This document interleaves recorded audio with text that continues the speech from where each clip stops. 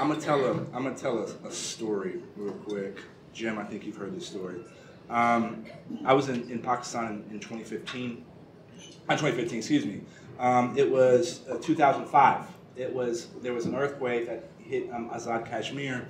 80,000 people were killed. Our U.S. ambassador at the time wanted to figure out how the U.S. government could help, so he deployed me and a team to go figure out what the Pakistani people needed. And what we ultimately found out, they needed an airlift because Kashmir, the county seat of Kashmir is about 14,000 feet. Many other villages higher. And when you have a earthquake that was like 7.6 on a Richter scale, that kills 80,000 people, there's people in villages that are cut off, and so they needed airlift. And the ambassador we were able to get about, I think about 20 Chinook helicopters, CH-47 helicopters, and I was helping direct this airlift to move people to safer locations. And I've been there for a few days, and I'm about to jump on one of these helicopters to take me to my bed down location. And we get a report that there had been a village of 200 people that had been without food, water, power for 4 days. Oh, by the way, it's middle of winter, negative 20 degrees below zero at night. Like legitimately negative 20 degrees below zero at night.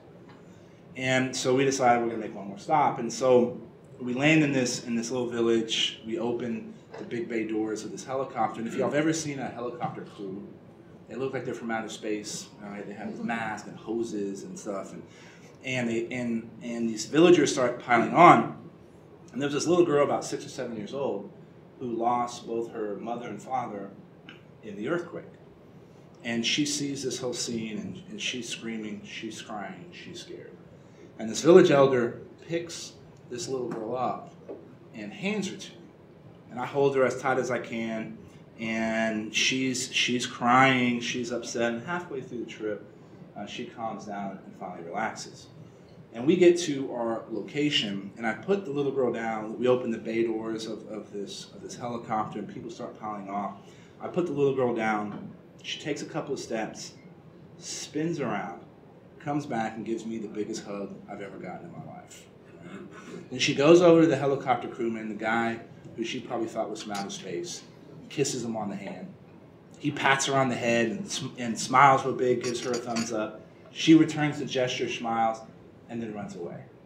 Right? And this little girl's face is seared into my brain because it's an example, and what we did that day is an example of how the U.S. government is the only country in the world that has the resources and the willingness to help people even if they're 7,000 miles away. The United States of America is the only country that has achieved its position in the world by what we have given, not what we have taken. And the only way that we're going to continue to keep the position that we're in is if we continue to strengthen our allies, not wreck those relationships. Because all of these problems that we're dealing with, we cannot solve them alone, and we need allies. And I think that's what we learned from the celebration at D-Day a couple of days ago. Strengthening those alliances is the way we're going to solve these future problems. That's the mindset we should be in when it comes to dealing with this problem we have on the border, and that's the kind of perspective I'm going to try to bring.